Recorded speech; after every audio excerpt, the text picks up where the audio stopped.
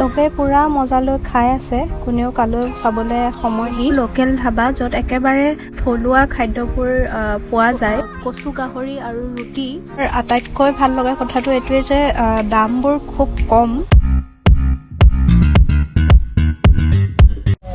আমি নিশাচা প্ৰাণী গাড়ী চলাই এই বৰষুণৰ বতৰত ৰাতি আমি ঘূৰি ফুৰিছো কাৰণ ৰিপুদাই নতুন গাড়ী ল'লে আৰু আমি ফুৰিবলৈ আহিছো। আমি আহি পালোহি লোকেল ধাবা য'ত একেবাৰে থলুৱা খাদ্যবোৰ পোৱা যায়, যেনে মিছা মাছ, কেঁকুৰা, শামুক, পলু পোক এইবিলাক পোৱা যায় আৰু তাকে আমি খাবলৈ আহিলো। এই ভিডিঅ'টো দুদিনমান আগৰ হয়, মই এতিয়া আপলোড কৰিছো। এই ধাবাখন আছে ৰাণীৰ ফালে। এড্ৰেছটো মই ভালকে বুজাই ক'ব পৰা নাই। একলেণ্ড চবেই চিনি পায়, একলেণ্ডৰ ওচৰতে আছে। যিসকলে মোৰ ভিডিঅ' চাই টিকটুক প্ৰায় মোৰ ভিডিঅ'ত দেখে, কাৰোবাত গ'লে প্ৰায় আমি একেলগেই যাওঁ। আৰু আমি খালো এয়া গাহৰি ড্ৰাই ফ্ৰাই, শামুকৰ কাৰী আৰু এয়া চিকেন ড্ৰাই ফ্ৰাই আৰু কিবা কিবি আছে। লাহে লাহে আহি আছে অৰ্ডাৰবোৰ। চবে পুৰা মজা লৈ খাই আছে, কোনেও কালৈ চাবলৈ সময় নাই, কথা পাতিবলৈ সময় নাই, খালি খাব লাগে আৰু মজাটো ল'ব লাগে। এই ধাবাখন আচলতে নিজৰ ঘৰৰ ভিতৰতে খুলিছে, মানে নিজৰ চোতালতে ধাবা বনাই দিছে।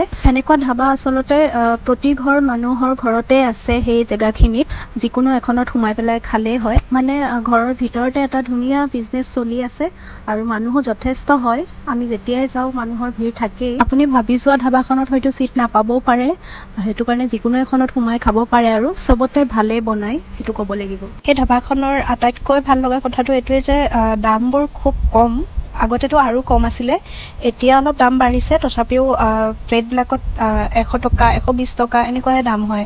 ইয়াত অলপ খোৱাৰ চখ থকা মানুহ গ'লে খাই ভাল পাব। মই প্ৰতিটো বস্তু খোৱা নাই, শামুক চামুক মই নাখাওঁ, আৰু যিসকলে খাই ভাল পায় তেওঁলোকে খুব ভাল পাব। মেইন কোৰ্ছত আমি অৰ্ডাৰ দিছিলোঁ কচু গাহৰি আৰু ৰুটি আৰু ভাত। মই অৱশ্যে ভেজ থালিহে খাইছোঁ, কচু গাহৰি ৰুটি খোৱা নাই। এয়া গৌতমে খালে। আৰু এয়া পৰিৱেশটো ধাবাখনৰ।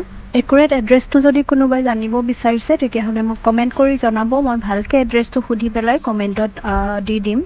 এবাৰ আহি চাব, খুব ভাল পাব খাই, আৰু পৰিৱেশটো ঘৰুৱা, ভাল লাগিব। আমি অৱশ্যে সেইদিনাখন বহুত বেছি দেৰি হৈ যোৱাৰ কাৰণে মানুহ বেছি নাছিলে, আমিয়ে একেবাৰে আমাক লাষ্টত কৈ দিব লগা হৈছিলে আৰু সোনকালে কৰক বুলি।